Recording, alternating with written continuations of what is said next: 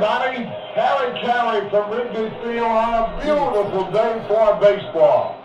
Yeah, baby. All right. Welcome to another edition of the Raymond Report. Today is Friday. It is March 29th. Hope you have yourself a good start to your friendly Friday. As always, don't forget, subscribe to our channel by tapping that notification bell in the top right-hand corner, or hit the subscribe button below this video if you're using a mobile device. Today's podcast is brought to you by the Raymond Report. Come and learn about the 5 fundamentals of sports handicapping, and we talk about value, percentage play, performance cycles, player availability, and we use a strict money measurement system each and every day using the Raymond Report tip sheet right here at atsstats.com. All right, good morning, good afternoon, and good night wherever you are located on the World Wide Web. My name is Ron Raymond. I'm a 5-time sports handicapping champion based out of Ottawa, Ontario, Canada. Also the founder of the Raymond Report, which you can get here each and every day at atsstats.com. Hopefully you're having yourself a great start to your morning or your afternoon or your evening, wherever you're located. And hopefully you had a good opening day of baseball. And you know what? Holy cow! Holy cow, it was a good day for baseball yesterday. And like I said yesterday during the podcast, Major League Baseball is like the NFL every day, right? You get 15 games each and every day, almost each and every day. But yesterday was just a great day of baseball. It's always good when they start the games at 1 o'clock. I know we had those rainout games, so we didn't really started at 3 at Camden Yards. But then we carried on into the night, and we had some really good baseball games. In fact, we kind of forget there was basketball going on too last night, Sweet 16. Hey, my second Chad's bracket did all right. I had Illinois, looked pretty good. Had Alabama, got lucked out there. And also NBA and the NHL. So a really good day of sports yesterday.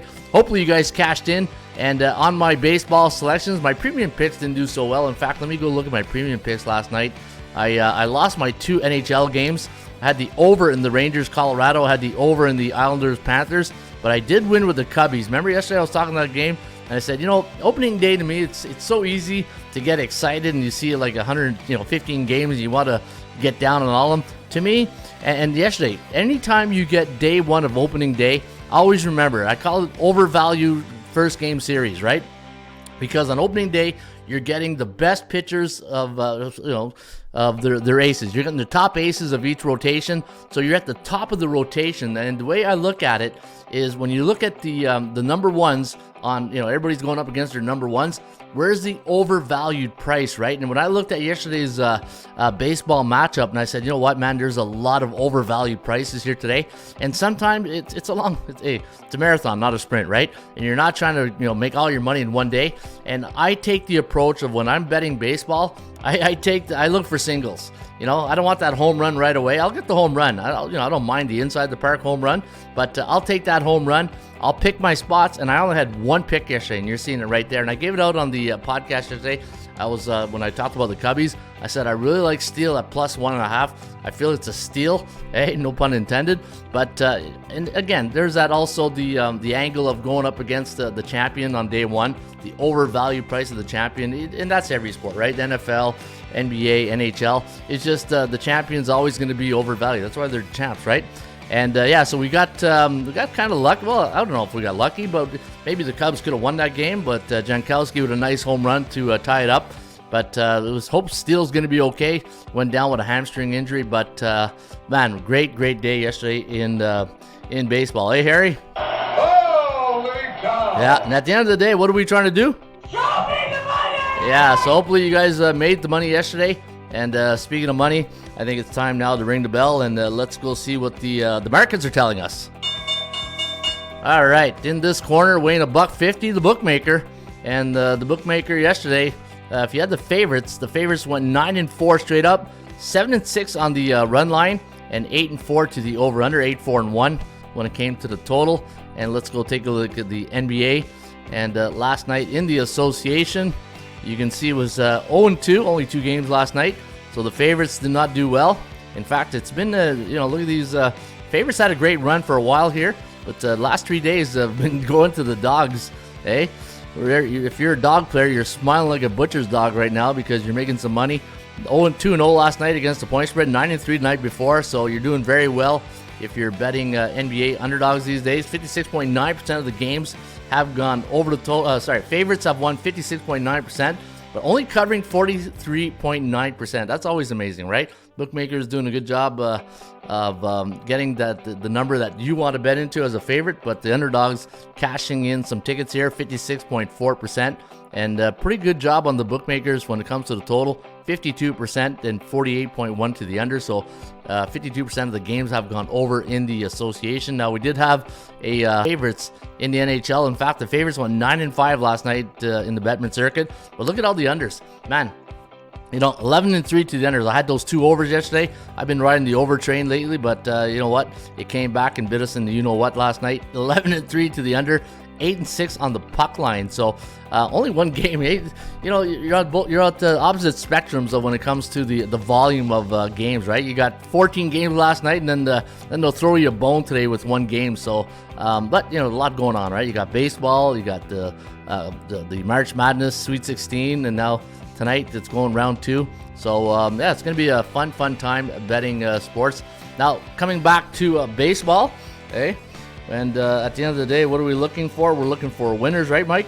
I want winners. Yeah, we'll try to give you some winners right here. Hey, isn't that an aggressive tone right there by Mike Singletary? I want winners. Okay, Mike, I'll give you winners. All right, here we go. Favorites, 10-5 yesterday in Major League Baseball. Underdogs, 5-10, obviously. 9-5-1 to the over. Where was the advantage yesterday? Look at the home favorites over. 8-2-1 to the over when it came to the total yesterday. So, man, 8-2-1. So 72% of the games for the home favorites went over the total. And when you look at the games yesterday, was there really on an overvalued game 1 of a series, right? That's the way I look at it. And think of this: when you think of the 5-man rotation in baseball, the value, the overvalued price of the ace, the number 1 starters, and then you get day 2, day 3, then the value. I find when you get to day 3, 4, that's where you're going to find your value in pitching, right? From a market psychology point of view. And today is day 2, so you're going to get the second best pitchers of each team going off today. And when I look at yesterday's results, was there any really overvalued team? Maybe Seattle is the only team that I think that was a bit overvalued against the Boston Red Sox, or the Boston Red Sox could be that under-the-radar team that we're going to watch out right out of the gate. And anybody who knows me, who's followed me for years, knows that the first 20 games of Major League Baseball season is really my handicapping research games to see which team are going to fly under the radar. And teams like Seattle last year, Texas to a certain extent, where are you going to find those values? And when I mean the under the radar teams, I'm talking about from a market psychology point of view, where the betting public really doesn't buy into that team yet, right? Are people going to buy into the Boston Red Sox off that big win last night? But it's game 1. Like I said, you need a 20-game appetite here, and then we'll see if we're going to get those under-the-radar teams. But one thing I like to do is I like to track the first 20 games, and then I'll ride the under-the-radar teams until the books tell us, until the markets tell us time to get off them, right? The only other couple teams that I saw yesterday, maybe the Blue Jays, but the Blue Jays are loaded, so I really can't say that they're undervalued. Maybe here's the opposite, right? I think Tampa Bay was overvalued, and I love Tampa Bay. You guys know that. I'm always on the cash man, but maybe they were a bit overvalued yesterday. And the other one was Yankees. 3 American League East teams, right? Boston Red Sox, Toronto Blue Jays, and the New York Yankees. Underdog. Well, obviously the Rays and Jays are playing together, so same division, but the Red Sox, Yankees, and Jays, all underdogs yesterday. And to me, I think the American League East is one of the toughest divisions in sports. So something to chew on right there. And there's the other one right there, Baltimore. Man, hey, even though Corbin Burns gave up that first dinger to Mike Trout, man, we have a love-hate relationship with that guy. Love Mike Trout, hate Mike Trout. Love Mike Trout, hate Mike Trout. It's just depending on the time of year, right? He's just, for some reason, this guy just... What can I say about Mike Trout? He's, I don't know, great player. It's just I want him to win. I want him to win a World Series, so that way, because he's always been pegged as the greatest player in the game right now. But to me, when I look at great players, they got to win. They got to win rings. And until he wins a ring and stays healthy, that's my love-hate relationship with Mike Trout. All right, let's get on with the show here and get off the Trout wagon. And last 100 games. So yesterday, 10-5 for the forecast, the computer picks. So really good day yesterday for the computer. 66%, 9-6 to the over. How did the computer picks do in the NHL last 100? So 10, okay, that's still Major League Baseball. 56%, that's for puck line. 63% straight up. 57 for the puck line. So pretty good day. In fact, when I look at the, let me see, there were 14 games yesterday in the National Hockey League. So 328. So let me see here. 1, 2, 3, 4, 5, 6, 7, 8, 9. 9 and what? 5? 9 and 5. Pretty good night. And then NBA. Computer picks went, well, if the Underdogs win, so it was probably 0-2, right? Last night, yeah, 0-2, but 2-2 on the forecast and 2-2 to the over. So take away the money line. The computer picks did very well against the point spread, 70% straight up. But again, you know, money line NBA favorites are like double-digit money line favorites, so you expect it to be about 70%. 52% on the forecast. It's okay, not great. You know, it's average, like 52% is average, and 59% to the over, which is pretty good. So you know what, the computer picks are doing pretty well, and we'll leave it at that. All right, hey, Underdogs, right? The dog-eat-dog world, Sammy, and I'm wearing milk-bone underwear. Milk-bone underwear is Mr. Peterson. All right, let's take a look at the New York Mets. They got rained out yesterday. Today they're taking on Freddie Peralta and the Milwaukee Brewers, and we do have Jose Quintana going here for the Mets. 4.1 to 3.9, the over-under at 8.1, so we do like this game to go over the total. And if you scroll down to the random report, I'll give you guys some good stats and trends. Anytime the Brewers are an away team coming off an under, last 7 years, so last game they played was an under, so 77-48 straight up, and the under is 11-22 and 0 for the Mets as a home team coming off a day game last 2 years. So again, the computer doesn't know that today is March 29th. It's looking at the last game in the schedule, and that's why when you have these rain delays, it messes up some of the stats and trends. But I'm just giving you just the facts, man, just the facts, because that's what we do here. Zach Wheeler going to go against Spencer Strider. There's your game of the day today at in Philly. First pitch 3:05 Eastern. I got 123 favorite here for Strider, 7.5 here for Zach Wheeler on the total. And we do like the Phillies to pull the upset here. 4.1 to 3.9, the over-under, 8.1. So we do like this game to go over the total. And let's take a look at some of the stats and trends. Anytime the Braves are an away team on a Friday, last 2 years, 19-7. And here's a good under system on the Philadelphia Phillies. Anytime the Phillies are a home team during a day game after a division game, which was last year, coming off a right-handed pitcher and allowed 0 run against, 111-1 to the under. So again, the computer doesn't know it's March 29th, right? All right, here we go. Now the trends will get more relevant since they are today's March 29th and we had a game yesterday. All right, so Chris Bassett, former Oakland A's, going up against Aaron Savali and former Mets. I don't know, you ever look at players and you know, like when you think of Chris Bassett, what team do you see? Like if he was going to go in the Hall of Fame, which I probably not. What uniform do you see him in? Right? I see him in an A's uniform. That's when I think of Chris Bassett. I think of an Oakland A's pitcher. But he's a Blue Jay now. Hey, I'm a Blue Jay fan, so he's one of us. Aaron Savali, minus 116 is the line. See, Savali, Cleveland, right? Hey, we could play this game all day. Minus 116 is the line. 8 is the total. And I do like the Rays today to bounce back, 4.1 to 3.9, the over-under, 8.1. So I do like this game to go over the total. Blue Jays winning yesterday, 8-2 was the final. And anytime the Blue Jays are playing on a friendly Friday, last 2 years, 18-6 straight up is their record. And the Rays, 40-9 as the home team coming off a loss against an American League East division opponent the last 4 seasons. So pretty good bounce back stat right there on the Tampa Bay Rays. All right, let's go to the next one here. Man, we had a great stat yesterday on the Marlins. They were 13-1 on Thursday, game 1 of a series. We had that game. And hey, and we let it get away. Hey, hello, you played to win the game. Where's my Herm Edwards? Hey, hang on here. I'll get Herm on here in a second. There it is. Hello, you play to win the game. You don't play to just play. You don't play to just play. All right, let's play to win the game today here because Mike Singletary wants winners. I want winners. Yeah, we'll give Mike winners here. AJ Puck going up against Martin Perez here of the Pittsburgh Pirates. Minus 128 is the line, 8 is the total, and we're going to lean with the Marlins in this one, 4.1 to 3.96. And the over-under landing on 8.1, so we do like this one to go over the total. And looking at last night's game, 6-5 win for the Steelers. Hey, I gotta get out of this friggin' football mode. The Pirates, and that game went extra innings. The over 9-4 for Pittsburgh as an away team, coming off a win against a National League East division opponent the last 3 years, and the over 10-3-1 for the Marlins as a home team, playing in the month of March since 1996. Wow. Hey, let's go back in the time machine here and get all these wicked stats.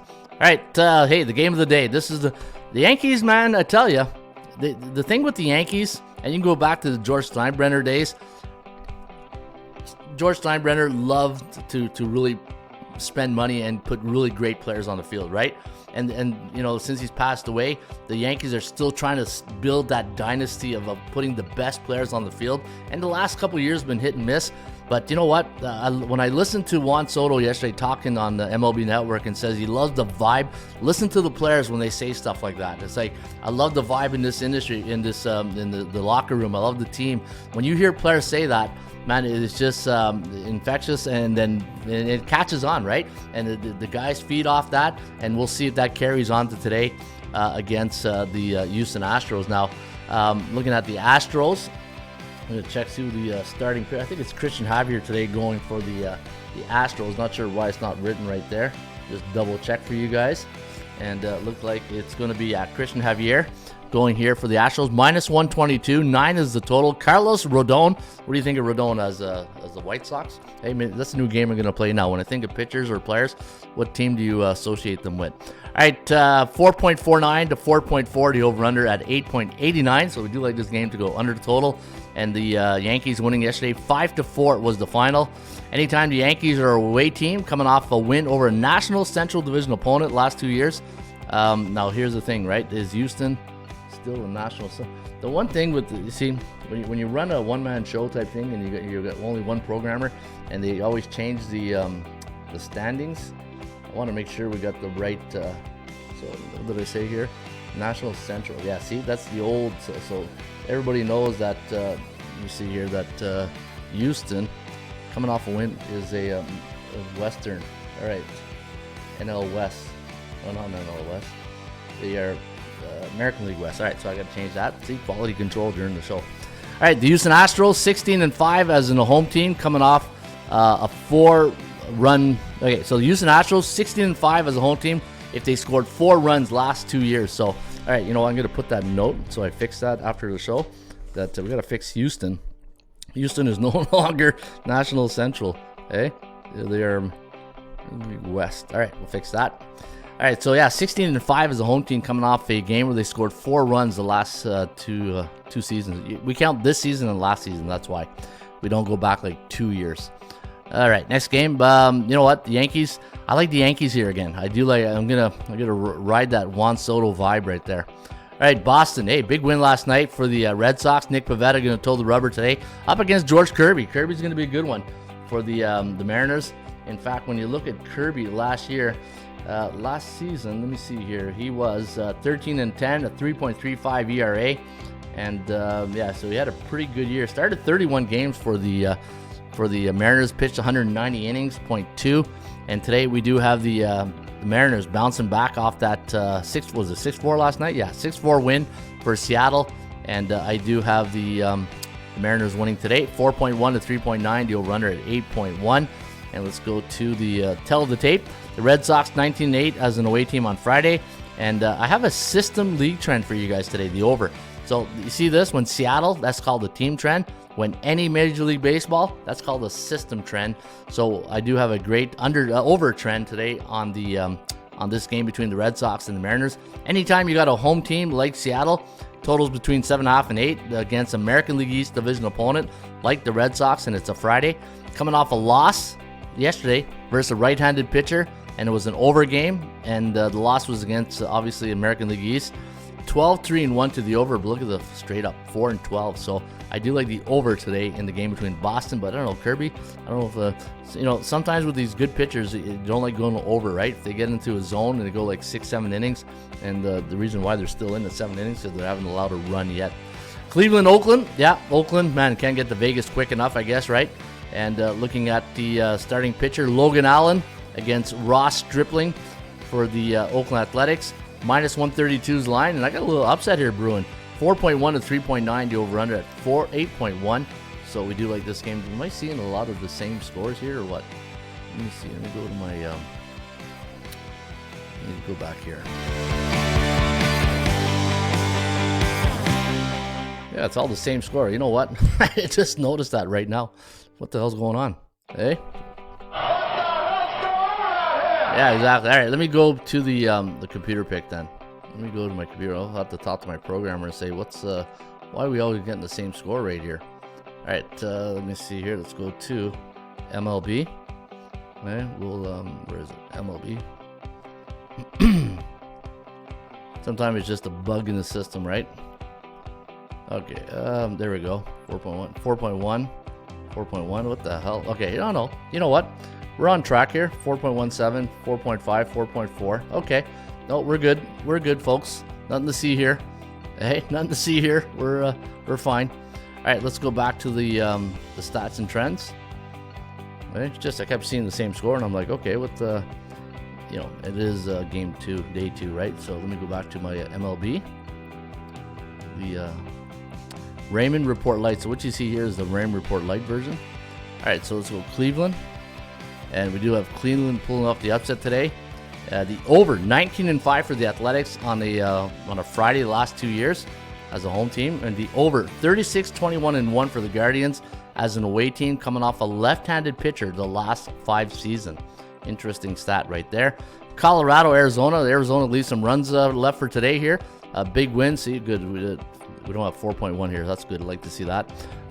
Yeah, big 16-1. Colorado, thanks for coming out. Arizona, Merrill Kelly from, sounds like a law firm, eh? Merrill Kelly, or a stockbroker. Merrill Kelly up against Cal Quantrill today of the Colorado Rockies. Father Paul played for the Toronto Blue Jays. 4.5 to 4.4, the over-under at 8.96. So we do like this game to stay under the total. And let's take a look at 17 runs yesterday. That's crazy.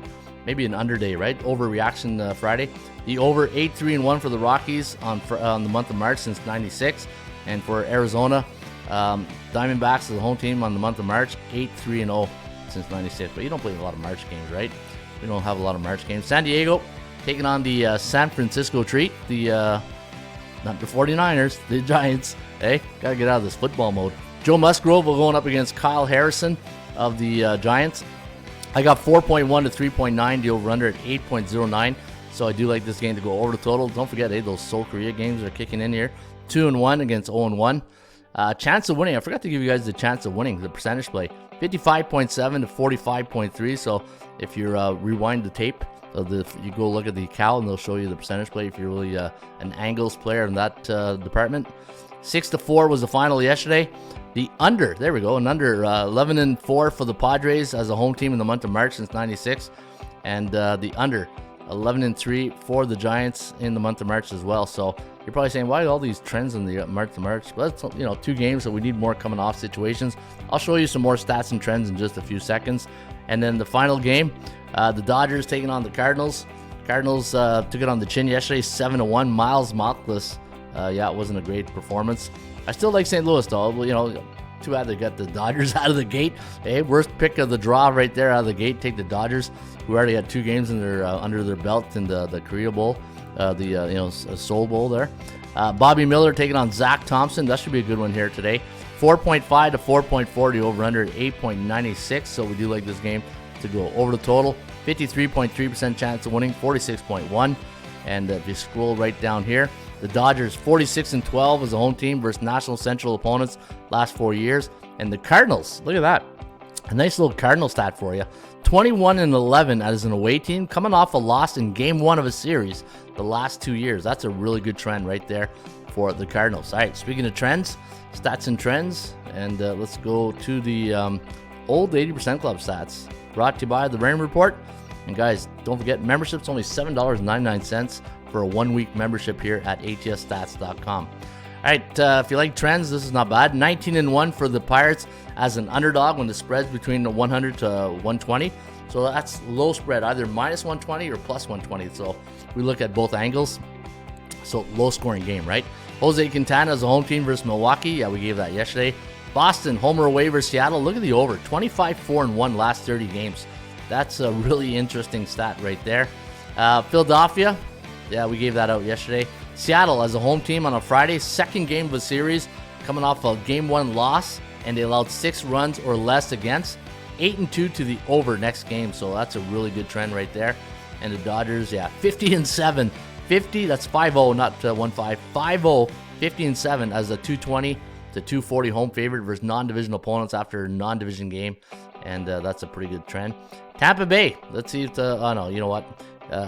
2-3. So these system trends, I got to wait till the 5 games kick in before the system trends kick in. All right, folks, there you have it. That is the Rain Report. Today, a little longer edition. You know what? Friday's my last day. It's hoo-ha, the weekend's here.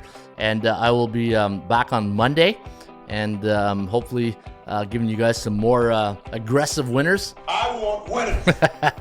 Hey, I love that.